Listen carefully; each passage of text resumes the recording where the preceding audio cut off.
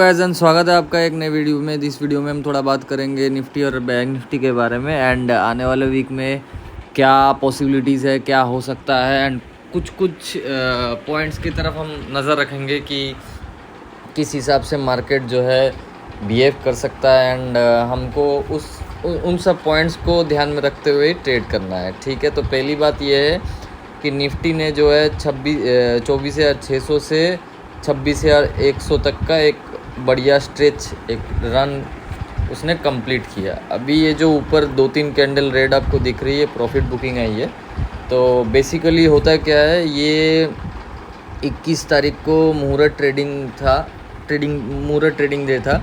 तो उस दिन पे ऐसा एक रिवाज बना के रखा गया है कि आपको कुछ बाई करना होता है। तो फॉर लॉन्ग टर्म ये बहुत अच्छी बात है, बट फॉर शॉर्ट टर्म ये बहुत बुरी बात है कि आप मुहूर्त ट्रेडिंग में मतलब इधर उधर ना देख के या फिर कोई एनालिसिस ना करके आप बाई कर रहे हो, तो this is not a good thing. तो ये क्या करते हैं, मुहूर्त ट्रेडिंग के अगले दिन से ही ना ये सेलिंग कराते हैं। ठीक है, मुहूर्त ट्रेडिंग तक ऊपर रखते हैं, इनफैक्ट मुहूर्त ट्रेडिंग के दिन में भी ऊपर रखते हैं और उसके बाद से ये लोग सेलिंग स्टार्ट कर देते हैं। और मेरे लिए वाइटल पॉइंट ये होगा कि 25,400 के नीचे जब तक नहीं आ रहा है, हम एक बहुत अच्छे अप ट्रेंड में है, बुल ट्रेंड में है। ठीक है, अभी अगर मान के चलते हैं कि ये घूम के फिर 25,400 के नीचे क्लोज़ करना स्टार्ट करता है, तो हमको वापस से थोड़ा इसको रिवाइज़ करना पड़ेगा कि आने वाले टाइम में क्या हो सकता है। तो हम थोड़ा वीकली में देख लेते हैं, वीकली चार्ट कैसा बंद हुआ है। तो वीकली चार्ट तो बहुत ही एक ख़तरनाक सा एक कैंडल ओपन हुआ है, तो मतलब क्लोज़ हुआ है, सॉरी। ये एक शूटिंग स्टार काइंड ऑफ है। ठीक है, तो हैंगिंग मैन, शूटिंग स्टार, आपको कोई भी चीज़ बोलना है बोल सकते हैं।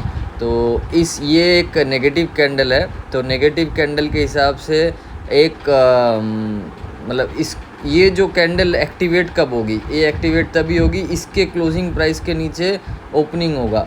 जैसे मान के चलते हैं ये 795 का इसका क्लोजिंग है, तो 790, 780 ऐसे जगह पे मंडे को ओपन नहीं होना चाहिए।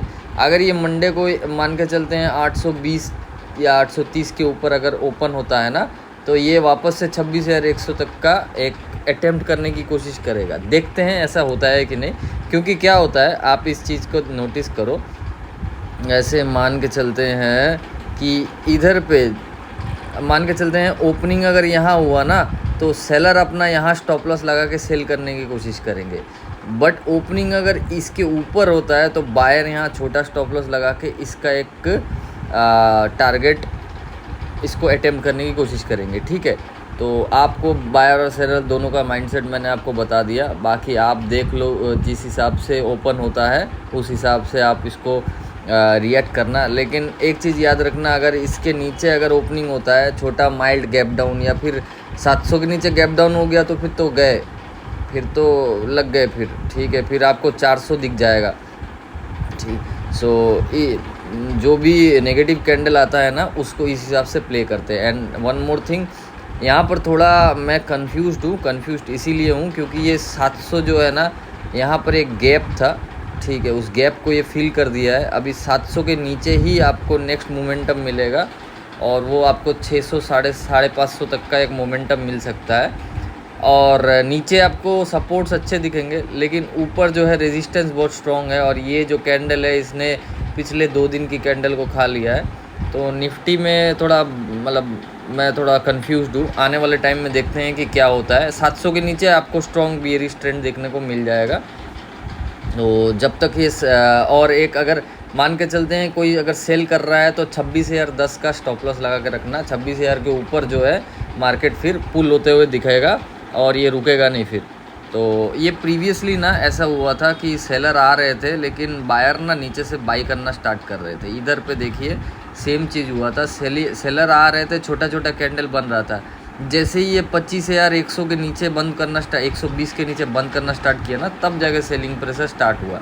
तो ये जो पिछले बार इन लोगों ने धोखा देने की कोशिश की थी, सेलर जो आ रहे थे बायर के रूप में, तो इस बार ये ट्रैप नहीं कर सकते हैं। 700 के नीचे ही जाके सेल करूँगा मैं। अभी देखते हैं कि क्या सिनेरियो बनता है। मंडे बड़ा इंटरेस्टिंग रहेगा। चलिए बैंक निफ्टी देखते हैं। तो बैंक निफ्टी में अगर हम वीकली पे आएंगे ना, सबसे पहली बात तो इसमें भी सेम सिनेरियो है and bank Nifty all time high पे बंद हुआ है, ठीक है। अब क्या होगा ना कि बैंक निफ्टी मान के चलते हैं, यहाँ एक लाइन अगर मैं क्रिएट करता हूँ, ठीक है। देखो बैंक निफ्टी ना इसके पहले इसके ऊपर बंद नहीं कर पा रहा था, ये जो लेवल है ना 600 या फिर मान के चलो 500 600 के ऊपर बैंक निफ्टी कभी क्लोज नहीं कर पा रहा था। पिछले वीक इसने बंद किया और सीधा 58,600 तक चला गया था, ठीक है।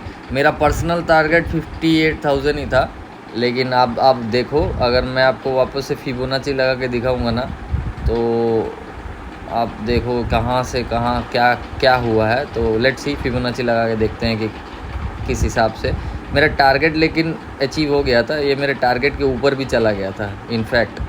तो ये देखिए 57,900 का जो लेवल था ना, ऑलमोस्ट 58,000 का राउंड फिगर था, ये उसके ऊपर अटेम्प्ट किया लेकिन जा नहीं पाया। और आप एक चीज़ ध्यान में रखना, ये अगर कभी भी 58,600 नहीं बल्कि 58,300 के ऊपर अगर जाने लगे ना, ये जो क्लोजिंग प्राइस है, सॉरी ओपनिंग प्राइस है, इस कैंडल के ऊपर अगर जाने लगे ना, तो 60,200 का मेरा टारगेट है।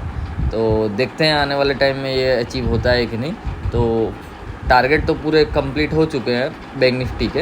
एंड देखिए बैंक निफ्टी इसी जगह से सपोर्ट लेके ऊपर गया है। तो बैंक निफ्टी गलती से 57,500 के नीचे अगर आ गया ना, तो ये बहुत स्ट्रॉन्ग बियरिश हो जाएगा और ये ना फिर ये गैप में आने का कोशिश करेगा। 57,900 का यह जो गैप है ना, सो इस गैप में आने का कोशिश करेगा और 57,000 से थोड़ा सपोर्ट लेने की कोशिश करेगा, क्योंकि ये गैप जो है नीचे है, तो गैप आपको सपोर्ट की तरह काम करते हुए नज़र आएगा। एक और चीज़ है, बैंक निफ्टी ज़्यादा बियरिश इसीलिए क्योंकि ये इस गैप को फिल करके, निफ्टी क्या किया, गैप को फिल करके ऊपर चला गया है, वेराज बैंक निफ्टी गैप फिल करके नीचे आ गया है एंड इसने बहुत ही मतलब ख़राब प्राइस एक्शन बनाया है।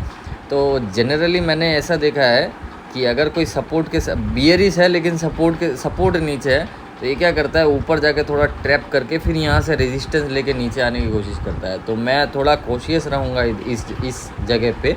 अगर गैप डाउन खुलता है तो बहुत अच्छी बात है, सेल करने का चांसेस बहुत सारा मिलेगा, लेकिन अगर गैप अप खुलता है ना, तो मैं ट्राई करूँगा, इसको देखूँगा कि ये कहाँ से रेजिस्टेंस ले रहा है। रेजिस्टेंस लेके अगर नीचे आता है ना, तो सबसे बढ़िया बैंक निफ्टी में ट्रेड मिलने वाला है और मंथली एक्सपायरी भी आने वाली है, तो थोड़ा नज़र रखना। अगर 57,000 ये 500 के नीचे ट्रेड करना स्टार्ट करता है, तो मेरा नेक्स्ट टारगेट 56,800 900 ऐसा रहेगा। मैं ये मतलब मेरा माइंडसेट ये रहेगा कि ये इस गैप को फिल करके फिर देखेंगे ये ऊपर जाता है या नीचे आता है, ठीक है। लेकिन सबसे पहले गैप को तो टारगेट करना, तो ये अगर नीचे आने स्टार्ट कर दिया ना, तो इस गैप को टारगेट करना। तो एनीवेज इधर तक ही रखते हैं। एंड मैंने ये पिछले 2 से 3 साल से देखा है कि मुहूर्त ट्रेडिंग तक ये लोग ऊपर रखते हैं, फिर ये लोग सेलिंग करना स्टार्ट करते हैं। अगर मार्केट मतलब इसके बाद ना मार्केट नीचे गिरना स्टार्ट कर देता है, ठीक है, यहाँ से थोड़ा एक बियर का अराइवल स्टार्ट हो जाता है। तो अगर मार्केट यहाँ से घूम के अगर इस हाई के ऊपर जाने लगे ना, तो रिवर्सल आ चुका है ये समझना, और इसके बाद जो रैली आएगी ना, वो बहुत स्ट्रॉन्ग रैली आएगी। तो दोनों तरफ के लिए ही रेडी रहना। यहाँ बियर ने जो एंट्री लगाई है ना, तो इस बियर का जो स्टॉप लॉस अगर कटना स्टार्ट हुआ तो बहुत बड़ा रैली आने वाला है, ये चीज़ आप ध्यान में रखना। और अगर ऐसा नहीं हुआ, रिवर्सल अगर नहीं आया, तो आप एक बियर ट्रेंड की तरफ एंटर कर रहे हो, इस चीज़ का भी ध्यान रखना, ठीक है। दोनों साइड के लिए आप रेडी रहना। आप कोई कंफ्यूज हो रहा होगा क्योंकि बेवकूफ़ भरे हुए हैं, तो यहाँ पर जो है ना, इसके ऊपर अगर जाने लगे तो सेल मत करना गलती से भी, और अगर इसके नीचे आने लगे तो बाई मत करना गलती से भी, ठीक है। तो आई थिंक ये क्लियर हो गया होगा, ये क्लियर हो गया होगा बहुत लोगों के लिए।